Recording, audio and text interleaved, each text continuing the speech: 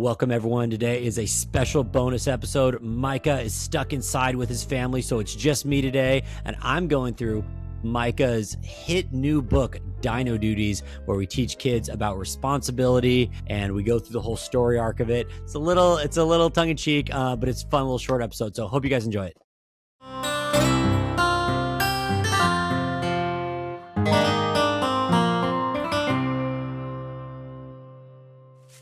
What's up, StoryDads fans? Welcome to a special bonus episode today. And this week's going to be a little different. Micah and I were all set to do another movie. You got to stay tuned to see what that's going to be because we're going to finish out our Pixar series. It's still coming up. But Micah's stuck at home this week because the winter storm's happening. All of his kids are at home. He's got no place to record. So I'm just solo today. So we're going to do something a little different. As some of you guys know and have seen, Micah released an awesome children's book. Came out around last Christmas. It's called Dino Duties. I got it right here. So as kind of a special bonus episode, what I'm going to do is just kind of explain a little bit about the book. StoryDads podcast, we often talk through children's stories. We got a hot new children's story. I hear they're making it into a movie soon. Just wait for the studios to pick it up. It's going to be great. So we got a recording of me reading this to my kids, and I'm just going to give you some insight into some of the philosophies and psychology behind Dino Duties. It'll be a little silly.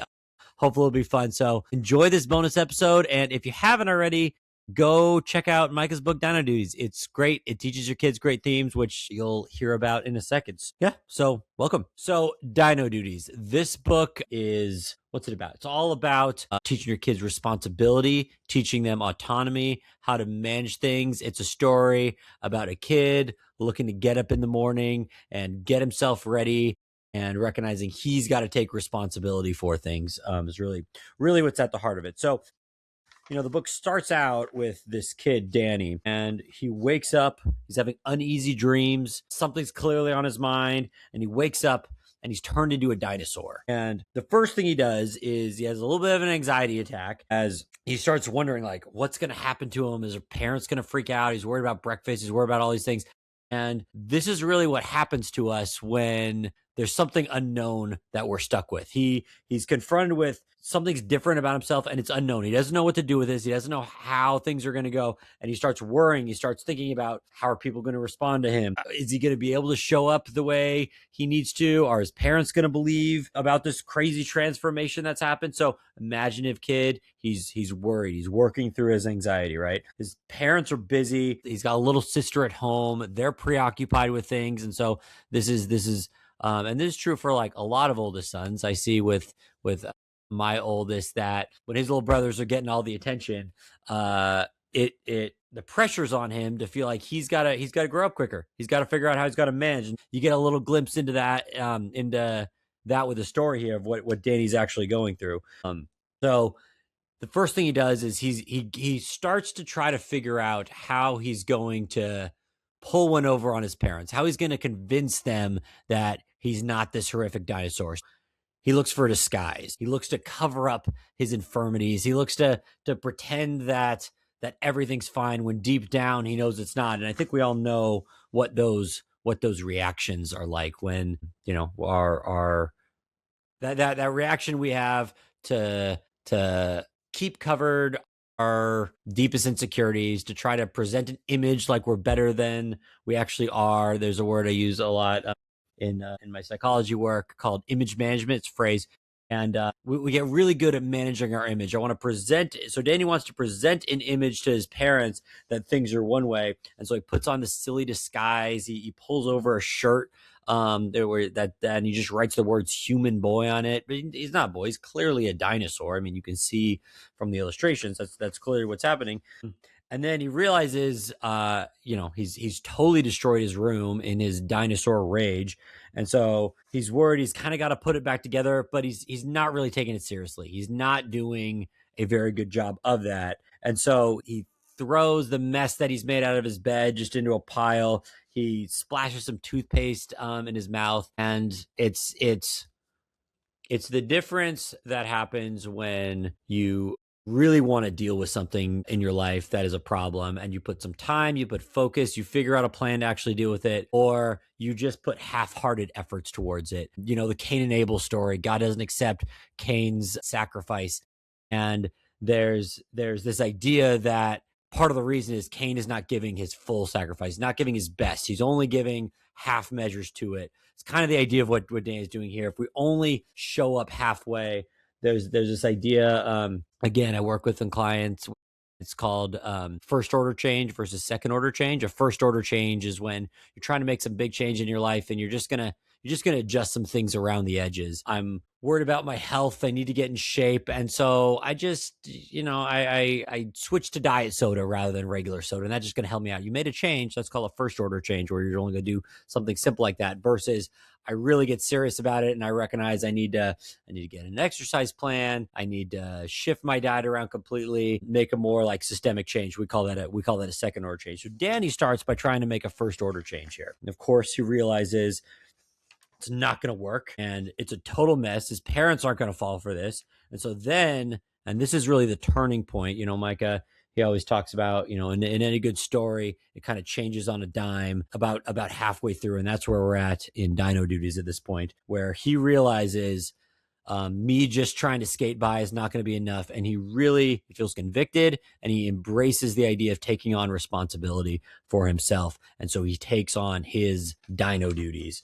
And so, rather than throwing his bed into a pile, he uses, silly little dinosaur skills to get it together. He cleans up his toys. He uses the bathroom. He starts doing things. And, there's this idea he's around like 6 to 8 years old. He's realizing like, I have to take care of all these things. I have to get myself dressed. And what's remarkable about what Danny's done here, his parents haven't nudged him to get up and get going. They're not laying out his clothes for him. He's recognizing I need to be the one to figure out how to do all these things. So by the time he shows up downstairs and yells to his parents that he did his dino duties, they're shocked and they don't even notice he's a dinosaur. They see the good work that he did. They see the responsibility he took. And it's almost like they're like, wow, this kid's never done this before. This is a big deal. This is a big change. And that's a big moment for them. And whatever like physical changes he's going through, a lot of that really just proves itself to be superficial. It's really his actions and his heart that really makes a difference. So his parents are proud of him. They give him a bunch of praise for that because of the responsibility he actually took. And his mom points out to him like, oh, by the way, your sister has kind of turned into a dinosaur as well. And he starts seeing that it's both of them. Now, at least for this family, though, they have one dinosaur that they're taking care of that actually is taking responsibility for himself rather than just needing to be doted on and taken care of by his parents. And so as the oldest child, he really, needs to step up. Definitely a lot of oldest child vibes from this story, especially as we're talking about taking on responsibility. My oldest really resonates with this when we went through it. And so, but even then, he still had to be reminded. So his mom once again has to remind him, you still need to eat politely. You still need to chew with your mouth closed. There's always room for growth, right? Even when you think you got everything done and took care of everything you need to, we're still susceptible to slipping back to our monstrous ways. But Danny gets a reminder from his mom that, still chew with your mouth closed. We're still a household here. And even though you've transformed to this dinosaur, you can still be polite. And he recognizes that.